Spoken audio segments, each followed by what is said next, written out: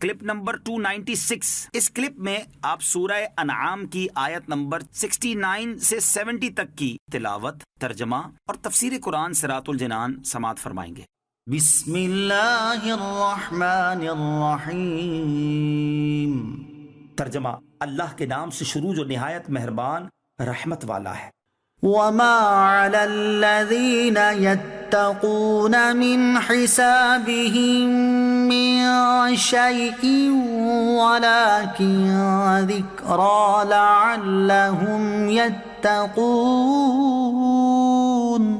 ترجمہ: اور پرہیزگاروں پر گمراہوں کے حساب سے کچھ نہیں، لیکن نصیحت کرنا ہے تاکہ وہ بچیں۔ وما علی الذین یتقون من حسابهم من شیء، اور پرہیزگاروں پر ان کے حساب سے کچھ نہیں۔ اس آیت کا شان نزول یہ ہے کہ مسلمانوں نے کہا تھا کہ ہمیں اندیشہ ہے کہ اگر ہم ان گمراہوں کو چھوڑ دیں گے اور منع نہ کریں گے تو ہم گناہگار ہو جائیں گے۔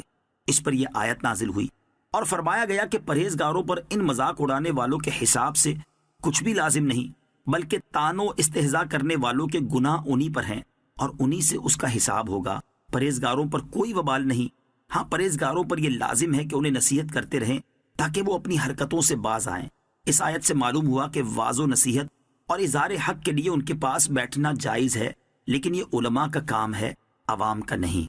وَذَرِ الَّذِينَ اتَّخَذُوا دِينَهُمْ لَعِبًا وَلَهْوًا وَغَرَّتْهُمُ الْحَيَاةُ الدُّنْيَا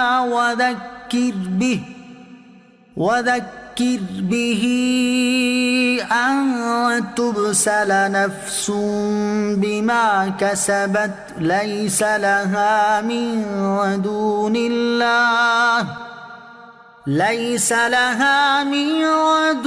اللَّهِ وَلِيٌّ وَلَا شَفِيعٌ وَإِن تَعْدِلْ كُلَّ عَدْلٍ لَّا يُؤْخَذْ مِنْهَا أُولَئِكَ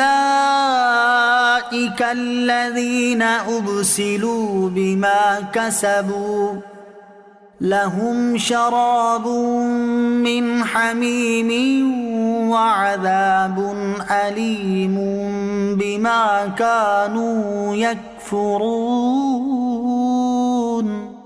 ترجمہ: اور ان لوگوں کو چھوڑ دو جنہوں نے اپنا دین ہنسی مذاق اور کھیل بنا لیا اور جنہیں دنیا کی زندگی نے دھوکے میں ڈال دیا، اور قرآن کے ذریعے نصیحت کرو تاکہ کوئی جان اپنے اعمال کی وجہ سے ہلاکت کے سپرد نہ کر دی جائے۔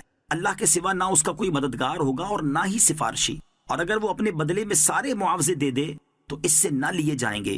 یہی وہ لوگ ہیں جنہیں ان کے اعمال کی وجہ سے ہلاکت کے سپرد کر دیا گیا۔ ان کے لیے ان کے کفر کے سبب کھولتے ہوئے پانی کا مشروب اور دردناک عذاب ہے۔ وَذَرِ الَّذِينَ اتَّخَذُوا دِينَهُمْ لَعِبًا وَلَهْوًا، اور ان لوگوں کو چھوڑ دو جنہوں نے اپنا دین ہنسی مذاق اور کھیل بنا لیا۔ ارشاد فرمایا کہ اے حبیب صلی اللہ تعالیٰ علیہ وآلہ وسلم، آپ ان لوگوں سے معاشرتی تعلقات اور میل جول چھوڑ دیں جنہوں نے اپنے دین کو ہنسی مذاق اور کھیل بنا لیا، اور اس کی وجہ یہ ہے کہ انہیں دنیا کی زندگی نے دھوکے میں ڈال دیا اور اس کی محبت ان کے دلوں پر غالب آ گئی۔